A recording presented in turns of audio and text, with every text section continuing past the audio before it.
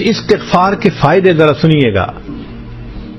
اور یہ بات کوئی عام کتاب میں نہیں ہے، اللہ کے قرآن میں، کہ جو بندہ استغفار کرتا ہے اللہ تعالیٰ چند چیزوں کا انعام عطا فرماتے ہیں. حضرت حسن رضی اللہ تعالیٰ عنہ ایک مرتبہ تشریف فرما تھے. ایک بندہ آیا، کہتے حضرت بڑا گنہگار ہوں، کوئی عمل بتا دیں گناہ معاف ہو جائیں. ان کا جاؤ استغفار کرو. ایک بندہ آیا، حضرت بڑے دنوں سے بارش رکی ہوئی ہے، ہوئی نہیں، کوئی عمل بتائیں کہ اللہ بارش عطا کر دیں. فرمایا کہ استغفار کرو. ایک بندہ آیا، حضرت مقروض ہو گیا ہوں، کوشش میں لگا ہوا ہوں، دعا کرو اللہ مال دے، غنی کر دے، میں قرضوں سے بچ جاؤں. فرمایا استغفار کرو. ایک بندہ آیا، جی بڑی تمنا ہے اللہ مجھے بیٹا دے، تو دعا فرما دیجیے اولاد نرینہ مل جائے. فرمایا استغفار کرو.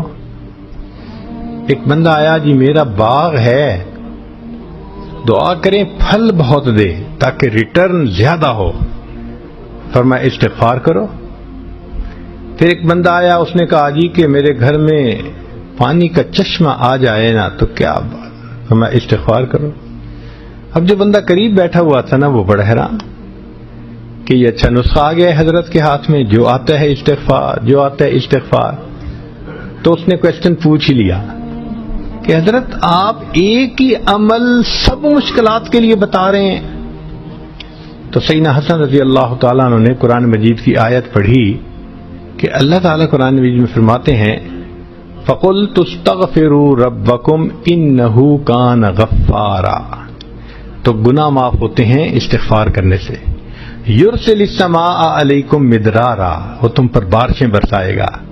ویمددکم باموال، وہ مال سے تمہاری مدد کرے گا. وبنین، اور بیٹوں سے تمہاری مدد کرے گا. ویجعل لکم جنات، تمہارے باغوں کا پھل زیادہ کر دے گا. ویجعل لکم انہارا، اللہ پانی کے چشمے جاری فرما دے گا. ایک آیت مبارکہ میں استغفار کے اتنے فائدے ہیں.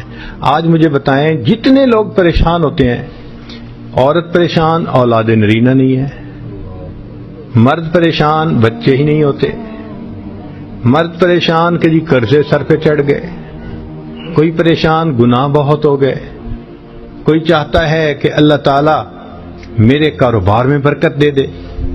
تو بھئی جیسے باغ کا پھل بڑھ جاتا ہے تو یہ کاروبار بھی تو باغ کی مانند ہے.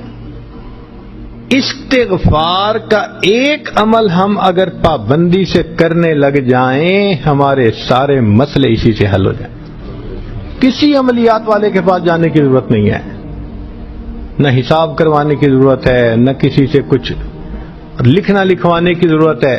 قرآن پاک کا نسخہ ہے، سچی بات ہے، اللہ کا کلام ہے، اللہ کی بات سچی. آپ اس کو آزما کے دیکھیے کہ استغفار کی کثرت سے اللہ تعالی بندے پر کیا رحمتیں فرماتے.